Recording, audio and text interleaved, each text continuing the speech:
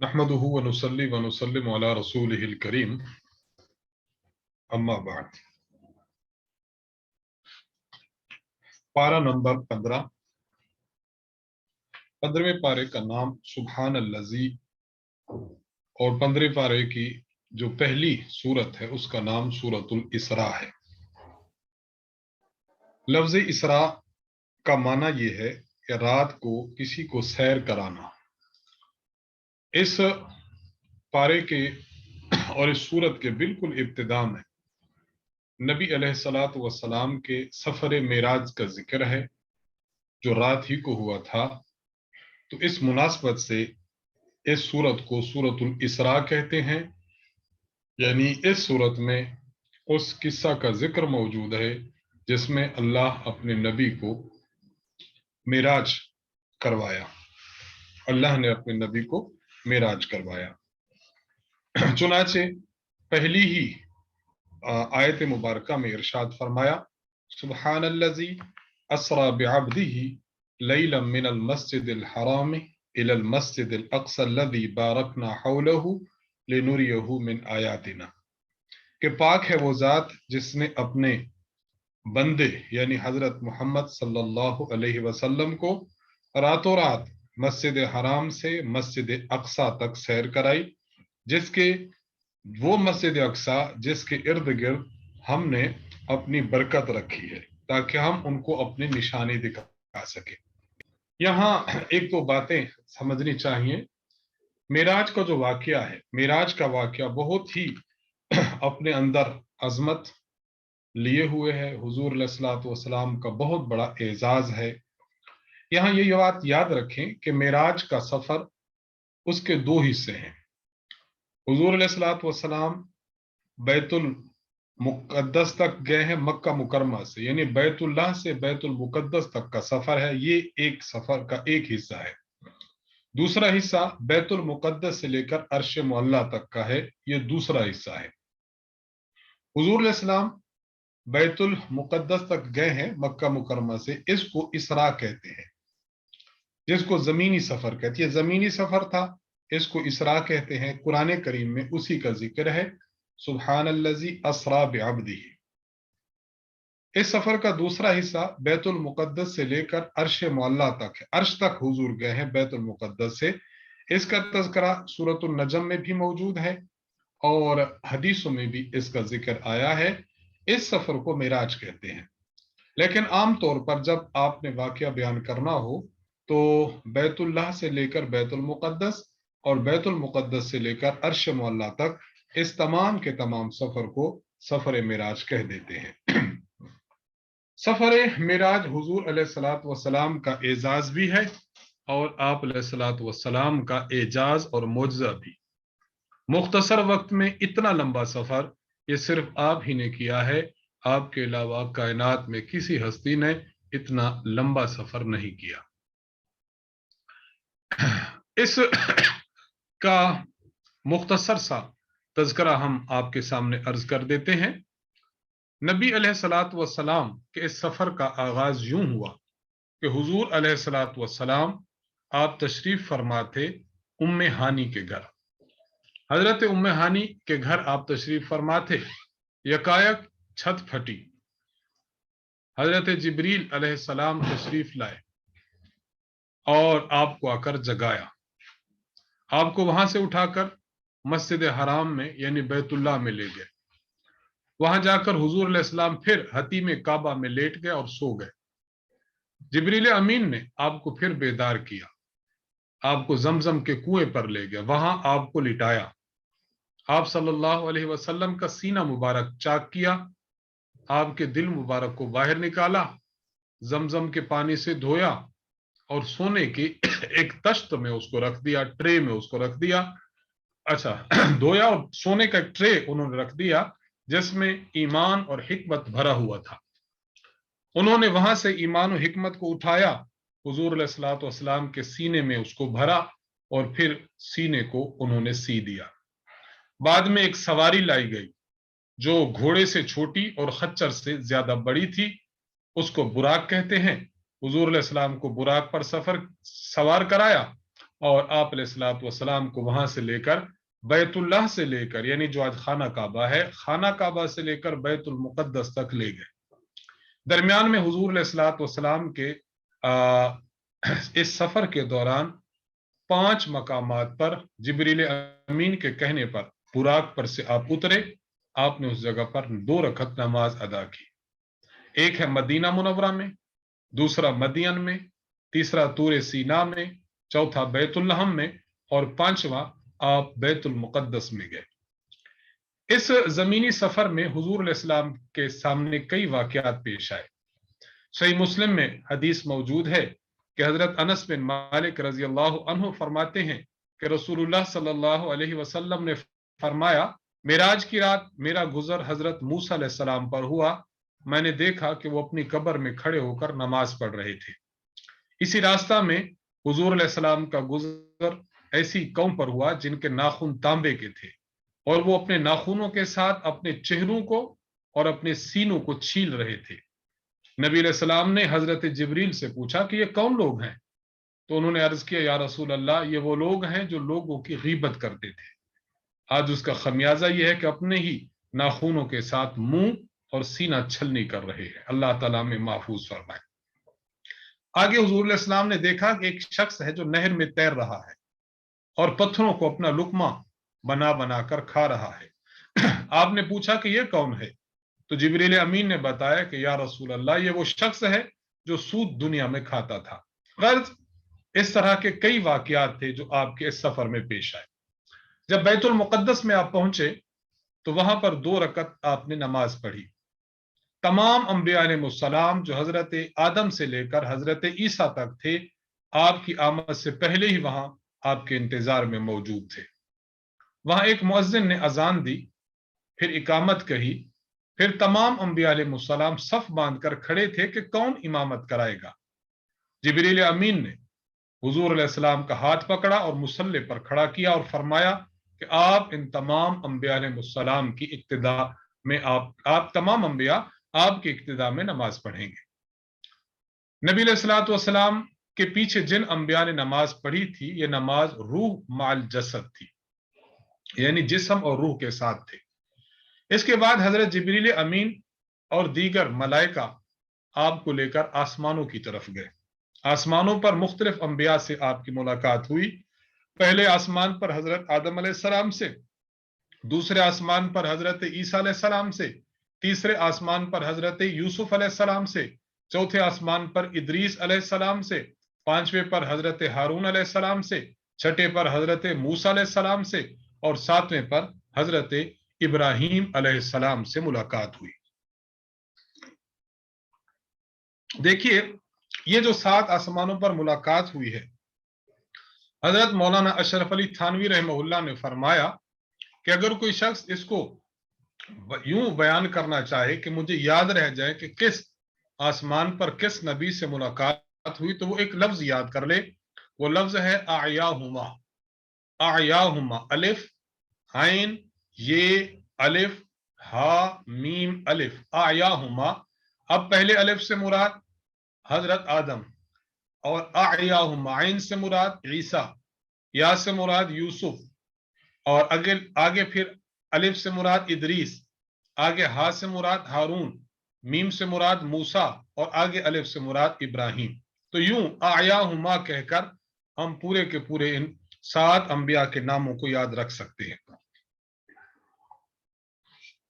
आगे नबी अलैहिस्सलातु वस्सलाम को सिदरतुल मुंतहा की तरफ ले जाया गया। सिदरा बेरी को कहा जाता है, बेरी के दरख्त को। वहां अर्श के बिल्कुल नीचे बेरी का दरख्त है। उस दरख्त पर नीचे से जो चीज जाती है वहां रुक जाती है, फिर ऊपर के फरिश्ते आकर ऊपर ले जाते हैं और ऊपर से जो हुक्म आता है वहां रुक जाता है और नीचे के फरिश्ते यहां लाते हैं। ये बेरी चौके बिल्कुल एंड पर मौजूद है, इसलिए इसे सिदरतुल मुंतहा कहते हैं, यानी बिल्कुल आखिर पर पाई जाने वाले बेरी का दरख्त। उस पर नबी अलैहिस्सलातु वस्सलाम तशरीफ ले गए तो वहां आप अलैहिस्सलाम ने हजरत जिब्रील अमीन को उनकी असली सूरत में देखा। आप अलैहिस्सलाम ने अल्लाह ताला के अजीब और गरीब अनवारात तजल्लियात का मुशाहिदा किया। बेशुमार फरिश्तों को और सोने के पतंगों को आपने वहां देखा जो सिदरतुल मुंतहा के इर्द गिर्द उसको घेरे हुए थे। सिदरतुल मुंतहा के बाद आपको जन्नत और जहन्नम दिखाई गई। इसके बाद मकाम शरीफुल अकलाम पर पहुंचे। शरीफुल अकलाम का माना कि कलम के साथ जब आप कोई चीज लिखें तो उस चीज की लिखने की आवाज आती है, कलम के चलने की, तो उस कलम के चलने की आवाज को शरीफुल अकलाम कहते थे। वहां अल्लाह ताला के अहकामात को फरिश्ते लोहे महफूज से नकल कर रहे थे। उससे आगे आप चले गए तो आगे अल्लाह ताला के दरबार में पहुंचे। यहां अल्लाह तबारक व ताला का आपको दीदार हुआ और अल्लाह ताला से हम कलामी हुई।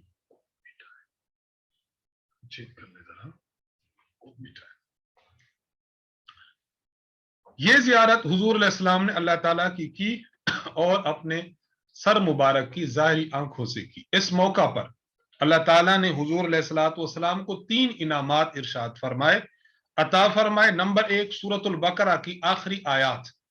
नंबर 2 ये बात कि जो शख्स शिर्क न करे, अगरचे कबीरा गुनाह भी करे, तो एक वक्त आएगा कि अल्लाह उसको माफ फरमा देंगे। और तीसरा इनाम ये दिया कि आपको 50 नमाजें दी जो 5-5 करके माफ करते करते वो 50 से 5 रह गई कि जो इन 5 को पढ़ेगा अल्लाह उसको 50 नमाजों का सवाब अता फरमाएगा। इसके बाद नबी अलैहिस्सलातु वस्सलाम आसमानों से आपकी वापसी हुई। आप अलैहिस्सलातु वस्सलाम बैतुल मुक़द्दस पहुंचे। वहां से फिर बुराक के जरिए सुबह होने से पहले पहले आप मक्का में पहुंचाए। सुबह आप अलैहिस्सलाम ने यह वाकया कुरैश के लोगों के सामने बयान किया तो लोग हैरान रह गए। बाजों ने तालियां बजाई, बाजों ने इसको मजाक समझा कि कैसे मुमकिन है कि एक रात में इतना लंबा सफर कैसे मुमकिन है। चुनाचे उन लोगों ने कहा कि अच्छा, अगर आपने सफर किया है तो फिर हम आपसे कुछ सवालात पूछते हैं। जो कि आप कह रहे हैं कि मैं बैतुल मुक़द्दस गया था, तो बैतुल मुक़द्दस में आप बताइए कि आप मसलन वहां दरवाजे कितने हैं, वहां पर छत की जो लकड़ियां हैं वो कितनी हैं, इस किस्म के उन्होंने सवालात पूछे। तो इन सवालात को जब उन्होंने पूछा तो नबी अलैहिस्सलाम के सामने अल्लाह ताला ने बैतुल मुक़द्दस को कर दिया और हुजूर अलैहिस्सलातु वस्सलाम ने उन लोगों के सही सही जवाबात दिए। तो ये मुख्तसर सा वाकया था, मैंने आपकी खिदमत में अर्ज कर दिया, जो कि मेराज का था। तो मेराज के मौका पर आप सल्लल्लाहु अलैहि वसल्लम को ये 3 चीजें अता हुई हैं और ये हुजूर अलैहिस्सलाम का बहुत बड़ा एजाज है। ये अल्लाह ताला बताना चाहते हैं कि अर्श से आगे मकान कोई नहीं। हमने अपने पैगंबर को अर्श तक की सैर कराई, ये बताने के लिए कि मखलूकात में आपसे बड़ा किसी का मकाम नहीं। आयत नंबर 4 में अल्लाह ताला ने बनी इसराइल का जिक्र किया कि बनी इसराइल को अल्लाह ताला ने आगाह कर दिया था कि तुम बड़ी सरकशी करते हुए 2 मरतबा जमीन में फसाद मचाओगे। पहली मरतबा उन्होंने फसाद मचाया कि उन्होंने मूसा अलैहिस्सलाम की शरीयत की नाफरमानी की, माज़अल्लाह, ये उन्होंने फसाद मचाया। अंबिया अलैहिस्सलाम को कत्ल किया, तौरात में तहरीफ की, शिर्क किया, वगैरह वगैरह। अल्लाह ने इसकी सजा दी। और दूसरा फिर इन्होंने दूसरी मरतबा जो सरकशी की वो ये कि हजरत ईसा अलैहिस्सलाम के जमाना में उन्होंने हजरत ईसा अलैहिस्सलाम के साथ बदसलूकी की। तो फिर दोबारा उन लोगों को ये हुआ कि उन लोगों पर फिर एक मरतबा अल्लाह ताला ने उन लोगों पर अजाब भेजा। पहली मरतबा अजाब ये भेजा कि एक बादशाह था, सख्त बादशाह, बुख्त नसर। बुख्त नसर को अल्लाह ताला ने भेजा, उन पर मुसल्लत किया। वो आया, बनी इसराइल वालों पर हमला किया, उसने बैतुल मुक़द्दस को तबाह किया, यहूदियों का कत्लेआम किया। जो जिंदा बच गए थे उनको कैदी बनाकर बाबिल मकाम पर ले गया। 70 साल वहां तक उन्होंने गुलामी की जिंदगी गुजारी। फिर अल्लाह ताला ने दोबारा खुशहाली दी, लेकिन फिर उन्होंने उस खुशहाली की नेमत का पासदार न किया, बल्कि उन्होंने फिर नाफरमानी शुरू कर दी। तो अब उन पर हमला हुआ तैतूस नामी एक रूमी बादशाह का। उसने भी इसी तरह इनको नेस्तो नाबूद कर दिया और बैतुल मुक़द्दस को उसने वीरान कर दिया। ये 2 बातें बताने का मकसद अल्लाह ताला ये फरमाना चाहते हैं कि जब हक तुम्हारे पास आ जाए तो उस हक की पासदारी करो اور اس پر عمل کرو۔ اور اس حق کی ایک صورت یہ کہ اللہ تعالیٰ نے تمہارے پاس قرآن کریم بھیجا ہے، اس لیے آیت نمبر 8 میں قرآن کریم کا تذکرہ کیا کہ قرآن کریم تمہیں سیدھی راہ دکھاتا ہے۔ ان ھذا القرآن یہدی للتی ہی اقوم، قرآن تمہیں صحیح منزل مقصود کی رہنمائی کرتا ہے، اس لیے قرآن کریم کو سمجھو اور اللہ کے حقوق، اللہ کے انبیاء کے، اللہ کے بندوں کے حقوق ادا کرو۔ بندوں اور اللہ کے حقوق بیان کرنے میں اللہ نے یہاں دو چیزیں بتائی۔ پہلی بات اللہ تعالیٰ نے یہ ارشاد فرمائی وَقَضَىٰ رَبُّكَ أَلَّا تَعْبُدُوا إِلَّا إِيَّاهُ وَبِالْوَالِدَيْنِ إِحْسَانًا، آپ نے فرمایا کہ پہلا حق اللہ کی عبادت کرو، اللہ کے ساتھ کسی کو شریک نہ ٹھہراؤ، خدا کے لیے خالص عبادت کرو، ریاکاری سے بچ جاؤ۔ اور دوسرا حق کہ وَبِالْوَالِدَيْنِ إِحْسَانًا، والدین کے ساتھ نیک سلوک کرو، انہیں کسی بھی بڑی سے بڑی بات میں اف تک نہ کہو، نہ والدین کو ڈانٹو، نہ ہی ان کے ساتھ سختی سے بات کرو، بلکہ انتہائی نرمی کے ساتھ بات کرو۔ ہر وقت اپنے بازوؤں کو والدین کے لیے بچھا دو، امی امی، ابو ابو، ہر وقت ان کی خدمت بجا لاؤ۔ اور یہ دین کا خلاصہ ہے، دو چیزیں، نمبر ایک جن کاموں کے کرنے کا حکم دیا انہیں کرو، اور جن کاموں سے منع فرمایا ان سے منع ہو جاؤ۔ تو اس ایک رکوع میں اللہ تعالیٰ نے پھر 8 ان چیزوں کا ذکر کیا جو بچنا ہے جن سے، اور 3 ان چیزوں کا ذکر کیا جو کرنی ہے۔ جن سے بچنا ہے، نمبر 1 اولاد کو بھوک کے خوف سے قتل نہ کرو، نمبر 2 بدکاری اور زنا کے قریب نہ جاؤ، نمبر 3 جس کو اللہ نے حرام قرار دیا اس کو قتل نہ کرو، نمبر 4 اگر تمہارا کوئی بندہ قتل ہو گیا تو بدلے میں حدود سے تجاوز نہ کرو، قصاص میں حد سے نہ بڑھو، نمبر 5 یتیم کے مال کے قریب نہ جاؤ۔ یہ 5 چیزیں بیان کر کے اللہ نے پھر 3 اوامر کو ذکر کیا جو کرنے والے کام ہیں۔ نمبر 1 عہد کو پورا کرو، نمبر 2 ناپ تول کرو تو پورا پورا کرو، جب دینا یا لینا ہے تو پوری پوری کرو، اور تیسرا حکم کہ تولنے میں ترازو درست کرو۔ 5 ان چیزوں کا ذکر تھا جن سے بچنا ہے، پھر درمیان میں 3 ان چیزوں کا ذکر آیا جو کرنی ہے۔ اب دوبارہ جو باقی 3 چیزیں تھیں ان کو بیان کیا کہ جس چیز کا تمہیں علم نہیں ہے اس سے سچ سمجھ کر اس کے پیچھے نہ دوڑ پڑو، پتہ ہی نہیں ہے صحیح ہے یا غلط ہے، ہم لوگ کری جا رہے ہیں، اس سے بچنا چاہیے۔ نمبر 7 زمین میں اکڑ اکڑ کر مت چلو، اور نمبر 8 اللہ کے ساتھ کسی کو شریک نہ ٹھہراؤ۔ بعض لوگ ایسا کرتے تھے کہ ان کا کہنا تھا کہ یہ دنیا کی زندگی ہی کافی ہے، مرنے کے بعد کوئی زندگی نہیں۔ تو آیت نمبر 49 میں ان لوگوں کا رد کیا گیا کہ تم لوگ جب مر جاؤ گے نا، مرنے کے بعد کوئی بھی مخلوق بن جاؤ تب بھی اللہ تمہیں زندہ کرنے پر قادر ہے، تو تم کیسے کہتے ہو کہ اللہ تعالیٰ ہمیں دوبارہ نہیں اٹھائیں گے؟ بات تمہاری غلط ہے۔ اور اللہ تعالیٰ نے آیت نمبر 67 میں مشرکین کی عجیب حالت کو بیان کیا۔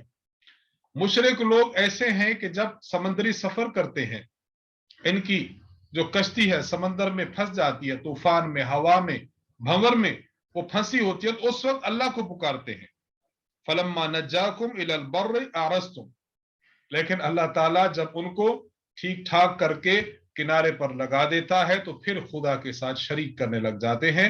یہ مشرکوں کی حالت زار ہے۔ آج بھی دیکھ لیں، قبر پرست ہے، قبر کی پوجا کر رہا ہے، پیر پرست ہے، وہ پیر کے سامنے سجدہ ریز ہے، جب بیمار ہو یا تنگی آ جائے تو پکارتا خدا کو ہے، لیکن جب اللہ تعالیٰ اس سے اس مصیبت کو دور کر دے تو پھر اسی شرک پر لگ جاتا ہے۔ انسان کو سوچنا چاہیے۔ آیت نمبر 78 میں اللہ تعالیٰ نے 5 نمازوں کا ذکر فرمایا، اقم الصلاۃ لدلوک الشمس الی غسق اللیل وقرآن الفجر، زوال شمس کے بعد ظہر ہے، اس کے بعد عصر ہے، اس کے بعد مغرب، اس کے بعد عشاء، یہ 4 نمازیں، اور فرمایا وقرآن الفجر، اور پھر اس کے بعد نماز فجر ہے۔ تو 4 اور 5 یہ کل نمازیں 5 گانا ہے۔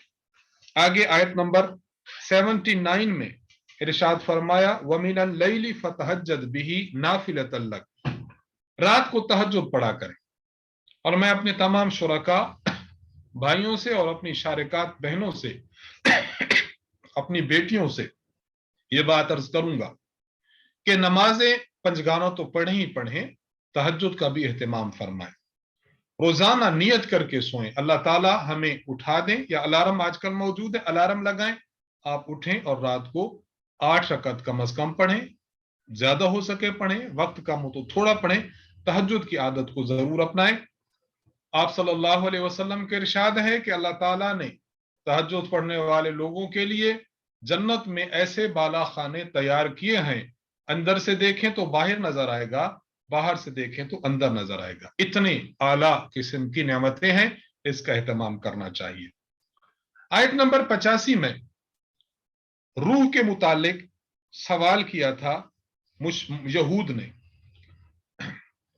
یہود نے سوال کیا اور کہ بھئی یہ روح کیا ہے۔ اچھا، یا ایک روایت میں کہ مشرکین یہود کے پاس گئے کہ ہمیں بتاؤ، ہم سوال کرنا چاہتے ہیں، تو انہوں نے سوال کیا کہ یسألونک عن الروح قل الروح من امر ربی، اللہ نے فرمایا کہ روح یہ اللہ کا امر ہے، تمہیں اس کی حقیقت کا علم نہیں ہے۔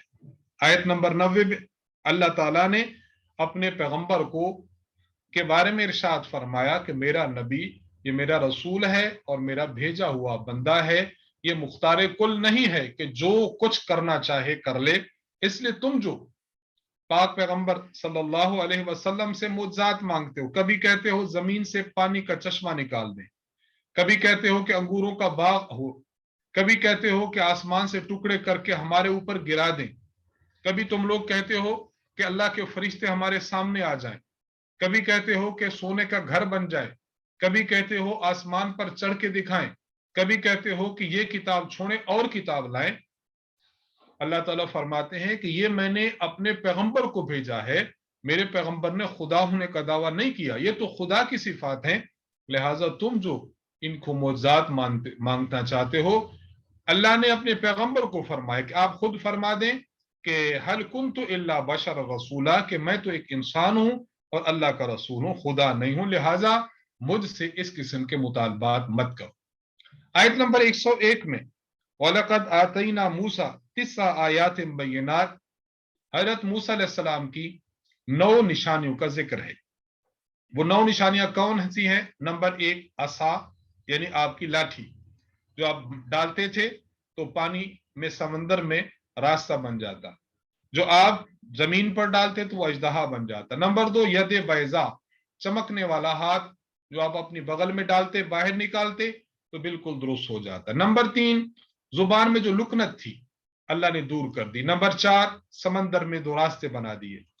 نمبر 5 فرعونیوں پر ٹڈی دل کا عذاب آیا۔ نمبر 6 طوفان کا عذاب۔ نمبر 7 کپڑوں میں جوؤں کا عذاب۔ نمبر 8 مینڈگوں کا عذاب۔ نمبر 9 خون کا عذاب۔ یہ 6 نشانیاں ہیں، یا تو یہ یا اس سے مراد اگر احکامات ہوں تو وہ احکامات یہ ہیں۔ نمبر 1 چوری مت کرو، شرک مت کرو۔ نمبر 2 چوری مت کرو۔ نمبر 3 زنا نہ کرو۔ نمبر 4 ناحق قتل نہ کرو۔ نمبر 5 بے گناہ پر جھوٹا الزام لگا کر اس کو قتل یا سزا کے لیے پیش نہ کرو۔ نمبر 6 جادو نہ کرو۔ نمبر 7 سود مت کھاؤ۔ نمبر 8 پاک دامن عورتوں پر بہتان مت لگاؤ۔ اور نمبر 9 میدان جہاد سے پیٹ پھیر کر مت بھیجو۔ تو یا تو مراد حضرت موسیٰ علیہ السلام کے 9 معجزات ہوں گے یا مراد 9 احکامات ہوں گے، اللہ تعالیٰ نے ان کا ذکر کیا۔ اور یہ چیزیں ایسی ہیں جو پچھلی شریعتوں میں بھی تھیں اور ہماری شریعت میں بھی ہیں۔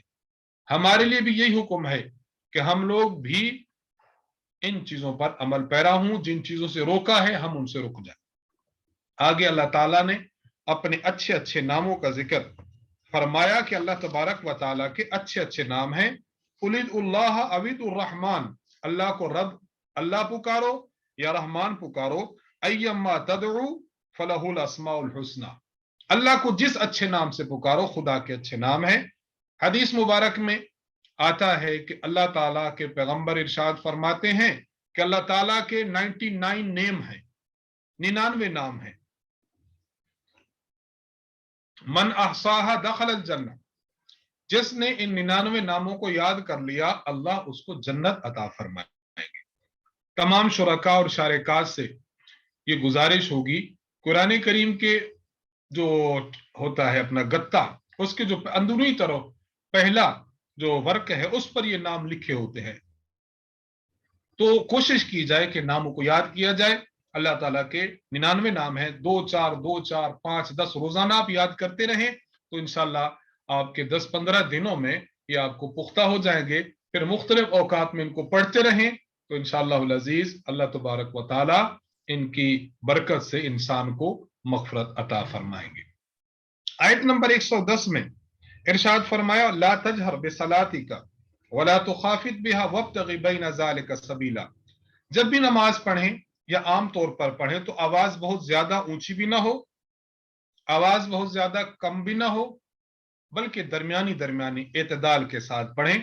اور آخر میں اللہ تعالیٰ نے توحید کا ذکر فرمایا کہ اللہ تعالیٰ کا کوئی بیٹا نہیں اور نہ ہی اللہ کا کوئی شریک ہے، اللہ تعالیٰ بلند و بالا ذات ہے، اللہ کمزور نہیں کہ کسی کی مدد کی حاجت ہو۔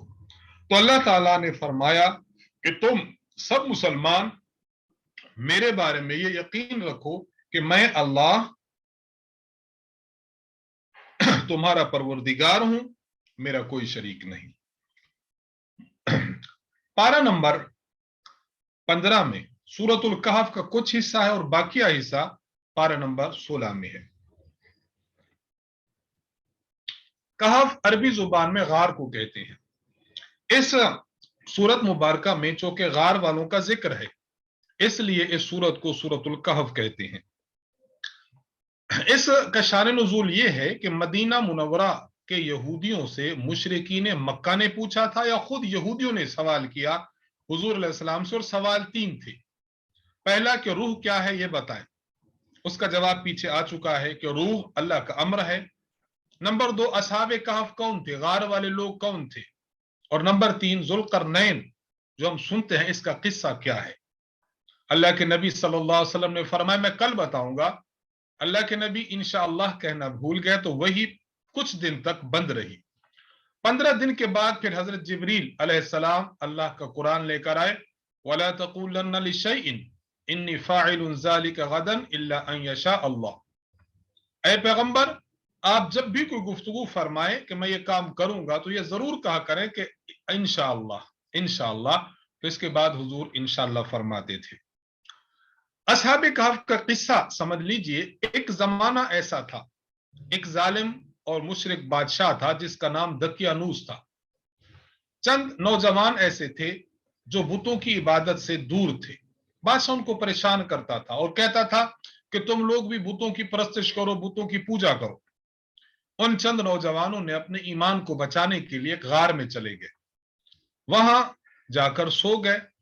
اس غار میں وہ جو عرصہ سوئے وہ 309 سال تک سوتے رہے۔ اللہ تعالیٰ نے ان کے بدن کو اپنی قدرت کے ساتھ بالکل محفوظ اور صحیح سالم رکھا۔ 309 سال کے بعد جب بیدار ہوئے، بھوک محسوس ہوئے، تو انہوں نے اپنے میں سے ایک بندے کو بھیجا کہ جاؤ یہ روپیہ لے جاؤ اور جا کر وہاں پر کھانا لے آؤ، اور احتیاط سے جانا، کہیں ایسا نہ ہو کہ ان کو پتہ چل جائے۔ یہ شخص چلا گیا، جب وہاں جا کر اس نے دکان سے نان بائی کی دکان سے روٹیاں لینا چاہی تو انہوں نے پکڑ لیا کہ یہ تو کہیں سونا بہت بڑا ذخیرہ ہے، اس نے چرایا ہوا ہے۔ اس کو پکڑ کے بادشاہ کے سامنے پیش کیا، یہ بندہ بہت پریشان۔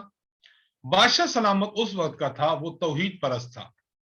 جب باتیں کھلی تو پتہ چلا کہ یہ تو 309 سال پہلے جو افراد ہم سمجھتے تھے کہ وہ فوت ہو چکے ہیں وہ فوت نہیں ہوئے، وہ تو زندہ ہیں اور غار میں ہیں۔ بادشاہ سلامت جو موجودہ تھا اس کے دور میں کچھ لوگ یہ بات کہتے تھے کہ جو شخص دنیا سے مر جاتا ہے اس کو زندہ نہیں کیا جائے گا۔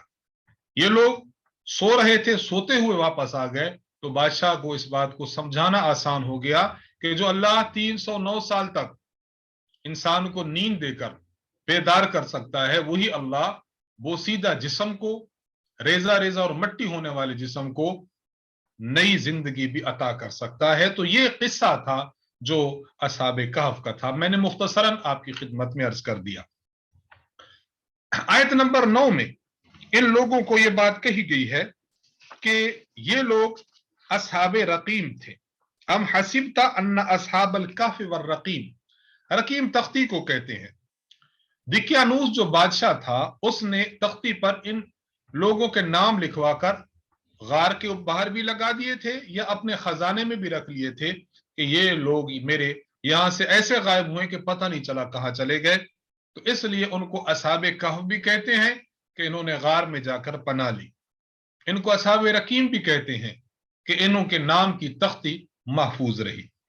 آیت نمبر 17 میں اللہ تعالیٰ نے ارشاد فرمایا کہ اللہ تعالیٰ نے ان کی جسموں کی حفاظت یوں کی تھی کہ غار میں کھلی غار میں پڑے رہے، ہوا بھی چلتی رہی لیکن ان کے جسم پر دھوپ نہیں پڑی، سانس بھی آتا جاتا رہا اور دھوپ سے جسم بچتا بھی رہا. اللہ تعالیٰ ان کو کروٹ کے بل بدلتے بھی رہے تاکہ ان کے جسم بوسیدہ نہ ہو جائے، بالکل صاف ستھرے پڑے رہے.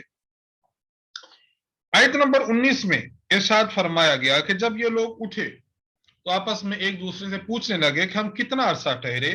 بعض نے کہا ہم 1 دن، بعض نے کہا زیادہ ٹھہرے، لیکن کہا چلیں کوئی بات نہیں، چلیں جلدی چلیں اور جا کر ہم کسی کو بھیجیں اور وہاں سے حلال قسم کا کھانا لائیں. خیر، اس سورت مبارکہ کے بالکل ابتدا میں پھر یہ ہوا کہ جب ان کوئی وفات ہو گئی تو وہاں موجود بادشاہ نے ان کی یادگار کے طور پر وہیں ایک مسجد بنا لی کہ ان کی یادگار کے لیے ہے. آیت نمبر 22 میں اللہ تبارک و تعالی نے ارشاد فرمایا کہ لوگوں کا اس بارے میں یہ موقف ہے، جھگڑا ہے کہ ان کی تعداد کیا ہے. بعض کے نزدیک کہتے تھے کہ یہ 5 ہے، چھٹا ان کا کتا تھا. بعض کہتے ہیں 6 ہے، 7واں کتا تھا. بعض کہتے ہیں 7 ہے، 8واں کتا. اب ان میں سے کون سا قول صحیح ہے؟ قرآن کریم میں فرمایا کہ بس اللہ کی طرف سپرد کر دے، اللہ ہی کو پتا. اور حضرت عبداللہ بن عباس رضی اللہ عنہما فرماتے ہیں کہ اصحاب کہف کی تعداد 7 تھی اور 8واں ان کا کتا تھا. تو اصحاب کہف کا تذکرہ ہے، یہ اس بات کی طرف ہمیں اشارہ دیتا ہے کہ دنیا میں بڑی سے بڑی قوت بھی اسلام کے اور حق پرستی کے راستے کو رکاوٹ بننا چاہے تو پھر آپ کو پیچھے نہیں ہٹنا چاہیے. بڑے بڑے بادشاہ آئیں گے، ختم ہو جائیں گے، لیکن حق کا پیغام باقی رہے گا. اصحاب کہف کا ڈٹ جانا اور حق چیز پر قائم رہنا ہمیں بھی اس بات کی دعوت دیتا ہے کہ ہم لوگ جو ہیں وہ حق پر رہیں. اگر مصیبت اور پریشانی آ جائے خندہ پیشانی کے ساتھ اس کو ہم برداشت کریں. آیت نمبر 32 میں وَاضْرِبْ لَهُمْ مَثَلَ الرَّجُلَيْنِ میں 2 بندوں کا قصہ ہے. ایک بندے کو اللہ نے مال و دولت دیا تھا لیکن اس نے مال و دولت کو حاصل کرنے کے باوجود کفر اختیار کیا، اور دوسرے کو اللہ تعالیٰ نے مال دیا تھا، اس نے اللہ کی راہ میں خرچ کیا، وہ مومن تھا. مومن نے اس کافر کو سمجھایا کہ دیکھو اللہ نے تمہیں ایک نطفے سے پیدا کیا، دولت عطا فرمائی، تو خدا کا شکر کرو اور یہ کہا کرو ماشاء اللہ لا قوت الا باللہ. لیکن برل اس کے دماغ میں تو اپنی دولت کا بھوت سوار تھا. اس کو احساس اس وقت ہوا جب اللہ تعالیٰ نے اس سے دولت چھین لی. ہمارے لیے اس میں یہ راہ موجود ہے کہ اللہ جب مال دے، اللہ نعمتیں دے تو خدا کو ضرور یاد رکھیں. کہیں ایسا نہ ہو کہ اللہ تعالیٰ سب کچھ چھین لے، پھر انسان کو اس وقت ہوش آتا ہے. آیت نمبر 46 میں اللہ تعالیٰ نے ذکر فرمایا ہے المال والبنون زینت الحیات الدنیا. دنیا میں آپ کے پاس مال ہو، اولاد ہو تو اصل چیزیں یہ نہیں ہیں. اصل چیزیں والباقیات الصالحات خیر عند ربک ثوابا وخیر عملا. اصل چیزیں آپ کے نیک اعمال ہیں. اگر مال ہے خدا کی راہ میں خرچ کریں گے یہ اجر دے گا. اولاد ہیں آپ ان کو نیکی سکھائیں گے، یہ لوگ آپ کے آخرت میں اجر اور ایک نیک نامی کا سبب بنیں گے. تو دنیا کے مال و اسباب کے پیچھے انسان اپنی زندگی تباہ نہ کرے. آگے حضرت موسیٰ علیہ السلام اور حضرت خضر علیہ السلام کا قصہ آیت نمبر 60 سے مسلسل 2 رکوع میں شروع ہے. حضرت موسیٰ علیہ السلام ایک مرتبہ بیان کر رہے تھے. آپ سے کسی بندے نے پوچھا کہ حضرت یہ فرمائیں کہ اس وقت روئے زمین پر سب سے بڑا عالم کون ہے؟ ظاہری بات ہے کہ سب سے زیادہ علم تو اس وقت کے نبی کے پاس ہوتا ہے. تو موسیٰ علیہ السلام نے فرمایا کہ میں ہوں. لیکن اللہ تعالیٰ کو یہ بات پسند نہ آئی. اللہ تعالیٰ یہ چاہتے تھے کہ آپ یوں کہہ دیتے کہ اللہ ہی بہتر جانتے ہیں. اب अल्लाह ताला ने हजरत मूसा अलैहिस्सलाम को हुक्म दिया कि आप हजरत खिजर के पास चले जाएं और वहां आप इल्म सीखें। क्यों? आपसे भी ज्यादा इल्म वाला बंदा है। वो कहां मिलेंगे? जहां दो दरिया मिलते हैं वहां पर हजरत खिजर आपको मिलेंगे। ये एक लंबा किस्सा है, आयत नंबर 60 से आयत नंबर 82 तक है। उनकी मुलाकात हुई। हजरत खिजर ने फरमाया कि आप किस लिए आए? मैं आपके साथ आया हूं ताकि आपसे कुछ सीखूं। हजरत खिजर ने फरमाया कि ठीक है, मेरे साथ चलें, लेकिन जब तक कोई ऐसा काम जो आपको खटके कि इस तरह नहीं होना चाहिए, जब तक मैं उसके बारे में खुद ना बताऊं, आपने सवाल नहीं करना। हजरत मूसा अलैहिस्सलाम ने फरमाया ठीक है। चलते गए। 3 ऐसे काम सामने आए कि हजरत मूसा अलैहिस्सलाम उन पर बोल पड़े। पहला काम ये आया कि एक कश्ती थी, कश्ती पर सवार हुए, जिसने दूसरे किनारे आपको उतार दिया। हजरत खिजर ने कश्ती का जो तख्ता है उसको उखाड़ के फेंक दिया। हजरत मूसा अलैहिस्सलाम बोल पड़े कि इन्होंने तो हमें फ्री इसमें सवार किया, तो आपने इसको उखाड़ के रख दिया। आगे गए तो आगे एक जगह बच्चा खेल रहा था, उस बच्चे को पकड़कर पटक दिया, उसको कत्ल कर दिया। और तीसरी चीज कि हजरत खिजर अलैहिस्सलाम ने आगे देखा कि एक दीवार है जो गिरी पड़ी है, आपने उसको इशारा करके ठीक कर दिया। मूसा अलैहिस्सलाम से खामोश न रहा गया, तीनों बार सवाल किया कि आपने ऐसा क्यों किया। हजरत खिजर अलैहिस्सलाम ने पहले चीज का जवाब दिया कि हमने कश्ती का जो तख्ता उखेड़ा था, उसकी वजह यह थी कि ये कश्ती गरीबों की थी। समंदर से दूसरी जानिब एक बादशाह है जो देखता है कि सही सालिम कश्ती हो तो जबरदस्ती छीन लेता है। मैंने इसे ऐबदार कर दिया, अब ऐब वाली कश्ती को वो छीन नहीं सकेगा, तो मैंने तो ठीक किया। दूसरी अहम बात यह कि जिस बच्चे को हमने कत्ल कर दिया, तो यह बच्चा मुमकिन है जिंदा रहता और सरकशी की वजह से, कुफ्र की वजह से वालिदैन को मुश्किलात में मुब्तला कर देता। तो हमने चाहा कि अल्लाह इसके बदले में उन्हें अच्छी औलाद अता फरमाए। और तीसरा जो आपने देखा कि एक दीवार को मैंने ठीक किया है, तो वो यतीम बच्चों की दीवार थी, गिरी हुई थी। अब उसके नीचे खजाना था, लोग ले तो दीवार को सीधा कर दिया ताकि खजाने को ओट आ जाए और खजाना महफूज रहे। जब बच्चे बड़े हो जाएंगे तो अपने वाले साहब का खजाना ले लेंगे। तो ये 3 सवालात थे। इशारा करना मकसूद था कि हजरत मूसा अलैहिस्सलातु वस्सलाम बावजूद के बहुत बड़े नबी हैं, लेकिन इनको हजरत खिजर अलैहिस्सलाम के पास भेजा है। इशारा है इस बात की तरफ कि आदमी को हमेशा इल्म हासिल करते रहना चाहिए, इल्म की कोई इंतहा नहीं है। और साथ साथ ये कि बाज मर्तबा एक चीज हमें नजर आती है लेकिन उसकी हकीकत उसके बरखिलाफ होती है। आयत नंबर 83 में यहां से लेकर 98 तक हजरत जुल्करनैन का किस्सा है। जुल्करनैन के बारे में यह बात तो यकीनी है कि वो अल्लाह के नेक वली थे। पैगंबर थे या नहीं थे, इस बारे में कोई बात कंफर्म नहीं है। उन्होंने 3 सफर किए, एक मगरिब की तरफ, एक मशरिक की तरफ और तीसरा गालिबन शिमाल की तरफ। मशरिक की तरफ सफर किया, आपने देखा कि सूरज एक दलदल नुमा स्याह चश्मे में डूब रहा है, यह आखिरी कोना था। उसके बाद समंदर। दूसरा सफर आपने मगरिब में किया जहां सूरज गुरूब हो रहा है। एक में मगरिब की तरफ गुरूब होने वाला और दूसरा मशरिक की तरफ जहां से तुलू होने वाला था। और तीसरा आपने जो सफर किया उसमें आपने एक ऐसी कौम को देखा जो कत्ल गारत वाली कौम थी, खून खराबे वाली कौम थी। वहां जो करीब लोग थे उन्होंने कहा जी इस पहाड़ के पीछे कौम रहती है, यहां आती है, हमारे माल मवेशी बंदों को तबाह बर्बाद कर जाती है। आप ऐसा करें, आप इस दीवार एक कायम कर दें ताकि ये कौम हम पर हमला आवर न हो। हजरत जुल्करनैन ने फिर वहां पर लोहे के तख्ते और पिघले हुए शीशे के साथ मजबूत दीवार कायम कर दी ताकि ये दुनिया वाले लोग उस खौफनाक और खतरनाक कौम के हमलों से महफूज रहें। वो कौम याजूज माजूज की कौम है। याजूज माजूज ये वो कौम है जो क़यामत के करीब निकलेगी और पूरी हुए जमीन में फसाद मचा देगी। यहां इसका जिक्र है। आयत नंबर 99 में क़यामत की हौलनाकी का जिक्र है कि क़यामत की हौलनाकी की वजह से लोग एक दूसरे से टकरा रहे होंगे। आयत नंबर 110 में अल्लाह ताला की सिफात का जिक्र है कि अल्लाह ताला ने इतनी ज्यादा अल्लाह के कमालात, सिफात और कुदरत हैं کہ اگر قلم لکھنا چاہیں تو 7 سمندر بھی ختم ہو جائیں، تمام درخت قلمیں بن جائیں، اللہ کی عظمت کو لکھنا چاہے تو پھر بھی اس کو نہیں لکھ سکتے، یہ تمام چیزیں ختم ہو جائیں گی۔ آیت نمبر 110 میں اللہ تعالیٰ نے پھر اپنے نبی کے انسان اور بشر ہونے کا ذکر فرمایا کہ ہمارا نبی انسان ہے۔ قُلْ لَوْ كَانَ الْبَحْرُ مِدَادًا لِكَلِمَاتِ رَبِّي لَنَفِدَ الْبَحْرُ قَبْلَ أَن تَنْفَدَ كَلِمَاتُ رَبِّي۔ آگے انما انا بشر مثلکم یوحى الی انما الہکم الہ واحد۔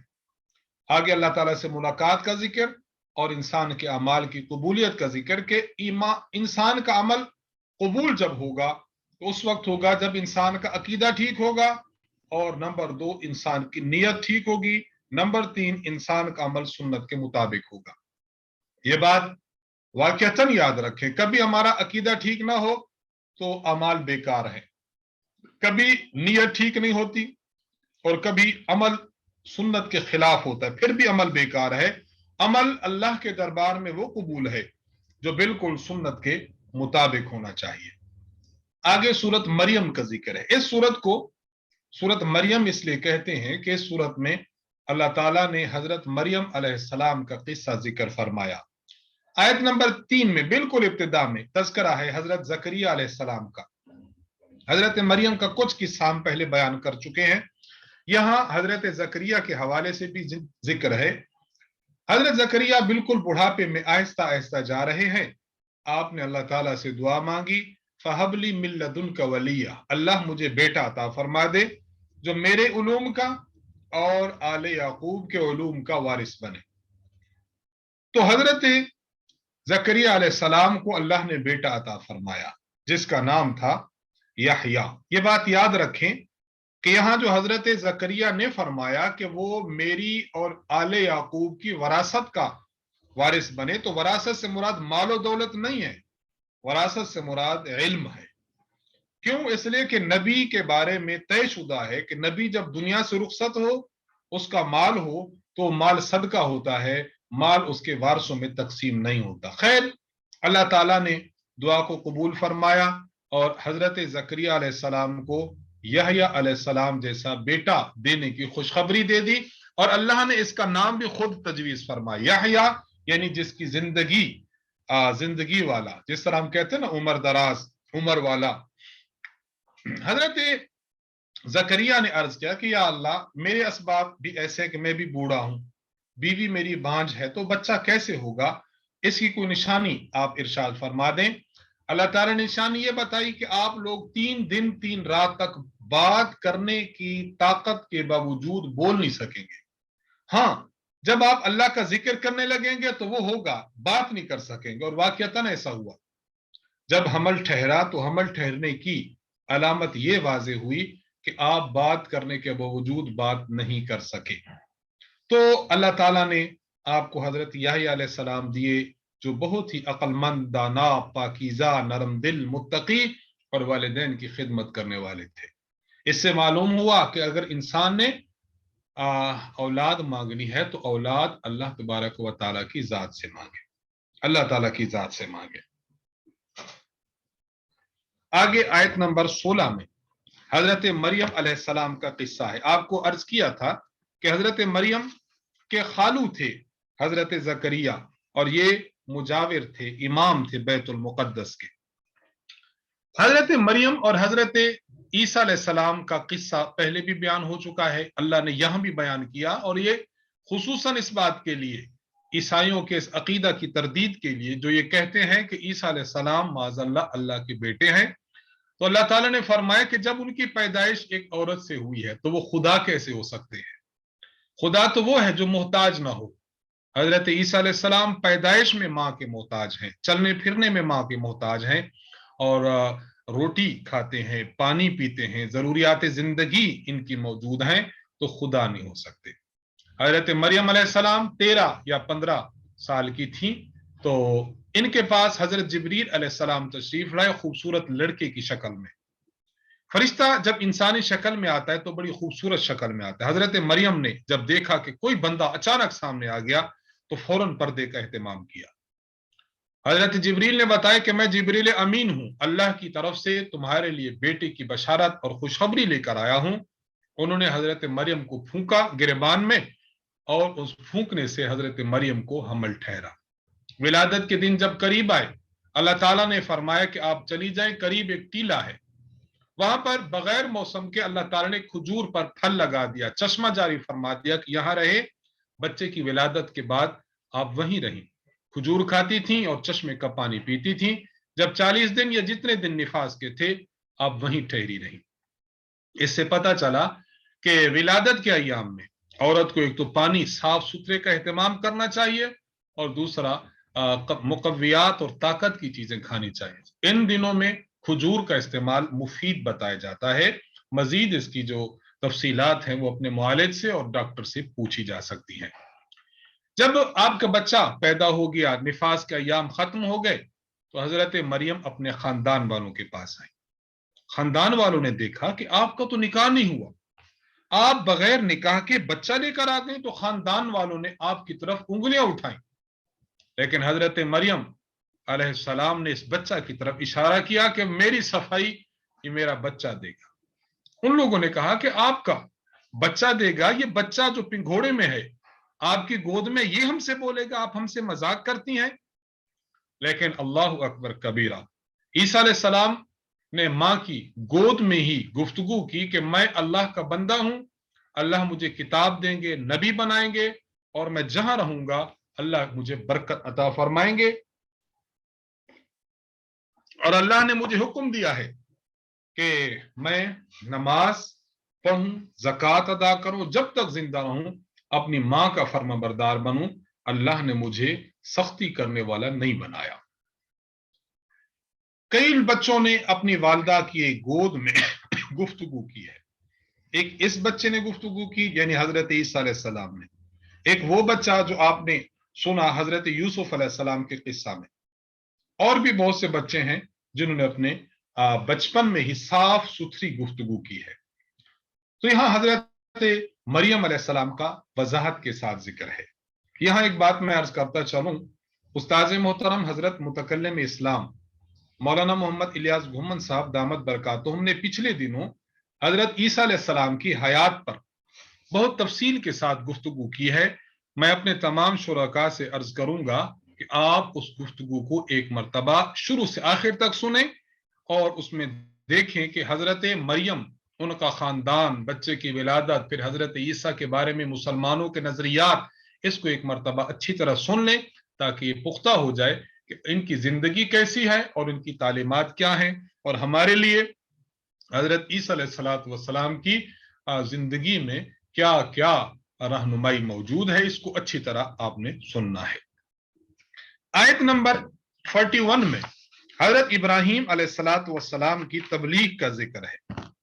ابراہیم علیہ السلام کی تبلیغ کے 3 بڑے بڑے دائرے کار ہیں۔ نمبر 1، سب سے پہلا دائرہ اپنے والد کے ساتھ۔ آپ کا والد بت بناتا ہے، بت بیچتا ہے، تو پہلی ٹکر ابراہیم علیہ السلام کے والد کے ساتھ ہے۔ آپ نے بڑے ادب سے سمجھایا، بڑے پیار سے سمجھایا، لیکن والد صاحب نے دھمکی دی کہ اگر آپ نہیں مانو گے تو میں تم پر پتھر برساؤں گا۔ آپ نے اپنے والد سے کہا کہ ٹھیک ہے، اگر اس طرح ہے تو میں پھر جاتا ہوں۔ ابراہیم علیہ السلام نے والد صاحب کو پریشان نہیں کیا، ادب اور احترام کے ساتھ ان کو بات کی۔ پھر دوسرا دائرہ کہ آپ کی قوم آپ کے مخالف ہوئی، اور تیسرا دائرہ کہ آپ کے وقت کا جو بادشاہ ہے نمرود، وہ آپ کے خلاف ہوا۔ آپ اندازہ کیجئے کہ اتنی بڑی بڑی قوتیں اور بڑے بڑے افراد کسی شخص کے مقابلے میں، لیکن وہ تنہا میدان میں کھڑے ہیں۔ اس سے پتا چلا کہ تبلیغ دین میں انسان کے سامنے مشکلات آئیں تو انبیاء علیہ السلام کے قصے بیان کر کے بتایا گیا کہ آپ نے ڈٹ کر کھڑے ہونا ہے، لیکن ادب، احترام، سنجیدگی، اس کا دامن ہاتھ سے نہیں چھوڑنا۔ حضرت ادریس علیہ السلام کا ذکر ہے آیت نمبر 56 میں۔ ادریس علیہ السلام کا ذکر فرمایا، وَاذْكُرْ فِي الْكِتَابِ ادریس إِنَّهُ كَانَ صِدِّيقًا نَبِيًّا۔ مفسرین نے لکھا ہے کہ ادریس علیہ السلام ایسے شخص ہیں کہ جنہوں نے قلم سے لکھنا شروع کیا، یعنی یوں سمجھے کہ آج تو تحریر ہے، کتابت ہے، اس کا सेहरा भी अंबिया अलैहिस्सलाम में से हजरत इद्रीस के पास है। आप पहले वो शख्स हैं जिन्होंने कपड़े को सी कर लिबास पहने। पहले लोग कपड़े बुनते थे और उसको लपेट लेते थे। सीने का जो ढंग है वो हजरत इद्रीस का है। आपने सबसे पहले जानवरों के चमड़े का लिबास पहना है और आप ही वो पहले शख्स हैं जिन्होंने असलहा बनाया और कुफार से जिहाद किया। आपके बारे में यह भी है कि आप वो शख्स हैं जो हिसाब किताब के माहिर थे। अंबिया ने मुस्सलात वस्सलाम का अजीम तज़किरा, हजरत इब्राहिम का, उनकी औलाद का, हजरत इद्रीस का। उसके बाद आयत नंबर 59 में फरमाया फ़ख़लफ़ मिन बादिहिम ख़ल्फ़ुन अज़ाउस सलात वत्तबउश शहवात फसौफ़ यल्क़ौन ग़य्या। अंबिया अलैहिस्सलाम बड़े हैं लेकिन औलाद इब्तिदा में नेक थी, बाद में औलाद दर औलाद पैदा होते होते नालायक किस्म के जानशीन पैदा हुए जिन्होंने नमाजें बर्बाद की, शहवात और ख्वाहिशात में मुब्तला हो गए। यहां एक बात बड़ी अहम याद रखें, बर्बादी दो कामों में आती है। ये बड़ी अहम, इसको पॉइंट के तौर पर याद रखने, बर्बादी दो चीजों में आती है। नंबर एक, नमाज को बर्बाद कर दें, घर की तबाही शुरू है। नंबर दो, इंसान अपनी शहवत में लग जाए, ख्वाहिशात में लग जाए, तो फिर बर्बादी शुरू हो जाती है। अल्लाह ताला नमाजों के कायम करने की भी तौफीक दे और अल्लाह तबारक व ताला ख्वाहिशात में मुब्तला होने से, बुरी शहवात से इंसान को महफूज रखे। आयत नंबर 20 में अल्लाह ताला ने पुल सिरात का जिक्र फरमाया है कि अल्लाह ताला क़यामत के दिन जहन्नम के ऊपर एक पुल रखेंगे जिससे लोग गुजरेंगे और जन्नत में जाएंगे। जो लोग जहन्नमी होंगे उस पुल से कट कट कर उस जहन्नम में गिर जाएंगे। अल्लाह ताला हमारे लिए पुल सिरात पर चलना आसान फरमाए। आयत नंबर 96 में अल्लाह ताला ने इरशाद फरमाया कि अहले ईमान वो लोग जिनका अकीदा भी ठीक हो और अमल भी ठीक हो, अल्लाह ताला उन लोगों की मोहब्बत को लोगों के दिलों में जागुज़ी फरमाते हैं, आम लोग भी उनसे मोहब्बत करते हैं। सूरत ताहा ये पारा नंबर 16 में मौजूद है। ताहा इस सूरत के बिल्कुल इब्तदा में एक लफ्ज है ताहा मा अंज़लना अलैकल कुरआन लितश्क़ा, तो उस लफ्ज की मुनासबत की वजह से इसका नाम ताहा रखा गया है। बाज ने कहा कि यह हुजूर अलैहिस्सलाम का नाम भी है। अल्लाह ताला ने फरमाया मा अंज़लना अलैकल कुरआन लितश्क़ा, देखिए हमने आप पर कुरान करीम जो नाजिल फरमाया है ये इस वजह से नहीं कि आप परेशान हो जाएं, बल्कि ये लोगों की हिदायत के लिए है। मामला ये था कि नबी अलैहिस्सलातु वस्सलाम पूरी पूरी रात तहज्जुद में गुजार देते और मुसलसल क़याम की वजह से आप अलैहिस्सलाम के कदम मुबारक पर वर्म आ जाते। तो अल्लाह ताला ने फरमाया कि नहीं, आप इतनी मशक्कत ना उठाएं, आप अपना मामूल तब्दील कर लिया करें, कुछ हिस्से में आराम करें और कुछ हिस्से में इबादत करें। आयत नंबर 9 से लेकर फिर आयत नंबर 98 तक तफसील के साथ हजरत मूसा अलैहिस्सलाम का जिक्र मौजूद है। मूसा अलैहिस्सलातु वस्सलाम मदियन से वापस आ रहे थे, आपकी बीवी भी साथ थी। रास्ता आप भूल गए तो बीवी हामला थी, उनको दर्द जे हुआ, तो जाहिर बात है इस मकाम पर अंधेरा था, रोशनी की जरूरत है, बच्चा की विलादत है। तो आपने देखा कि एक दरख्त है, उस दरख्त पर मौजूद है, आग मौजूद है। आप जब करीब गए तो देखा वो आग नहीं है बल्कि वो तजल्ली थी। वहीं पर अल्लाह ताला ने हजरत मूसा अलैहिस्सलातु वस्सलाम को फरमाया कि जिस वादी में आप हो इस वादी का नाम तुआ है, वाओ या तुआ। आपको हम नबी बना रहे हैं, अब गौर से सुने। वहां अल्लाह ताला ने फरमाया कि एक तो आपने मेरी इबादत करनी है, मेरे साथ किसी को शरीक नहीं ठहराना, नमाज पढ़नी है। अल्लाह ने मोज़ात दिए हैं, हाथ वाला मोज़ा भी यही दिया यानी यदे बैजा, और आपको लाठी वाला मोज़ा यानी असा वाला मोज़ा भी यही दिया। मूसा अलैहिस्सलातु वस्सलाम की फिर दुआओं का अल्लाह ताला ने बतौर खास जिक्र फरमाया। मूसा अलैहिस्सलातु वस्सलाम ने अल्लाह से दुआ कर दे, ए अल्लाह मुझ पर मेरा काम खोल दे।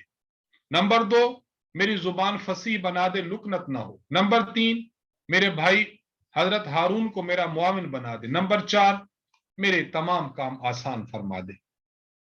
यहां हमें जो दर्स दिया जा रहा है, जब भी कोई नेक काम करें, जब भी दुनिया या दीन का कोई भी काम करें, दुआओं का बहुत ज्यादा एहतमाम करें। हम दुआएं नहीं मांगते, बस काम में लगे रहें, दुआएं नहीं मांगते, ये बहुत बड़ी भूल है।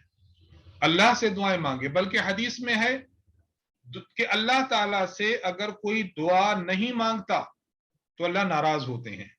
और ये बात वाकयातन है, दुनिया वालों से मांगे तो दुनिया वाले नाराज होते हैं, और अल्लाह का मामला बरक्स है, अल्लाह से ना मांगे तो अल्लाह नाराज होता है। इसलिए दुआओं का बहुत ज्यादा एहतमाम इंसान को करना चाहिए।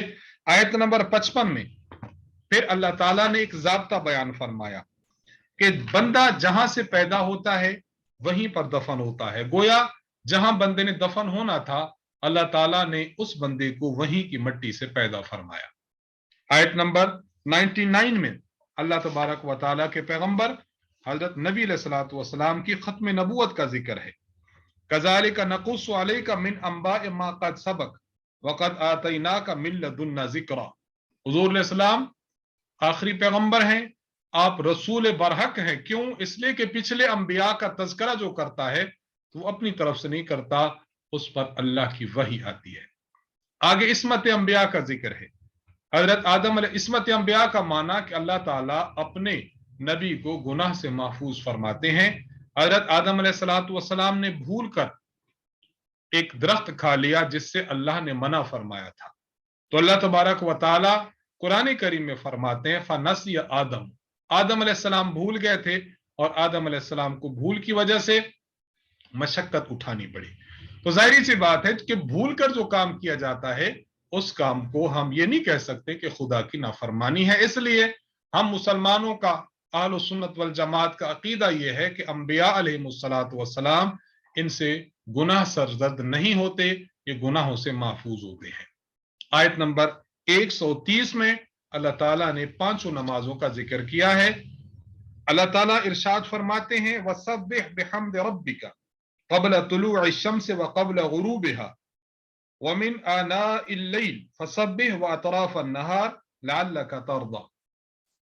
क़ब्ल तुलूइ शम्स से मुराद नमाज फज्र है, क़ब्ल गुरूबिहा से ज़ुहर और असर है, व मिन आनाइल लैल से मगरिब और इशा है, अतराफ अन्नहार से फजर और मगरिब की ताकीद है।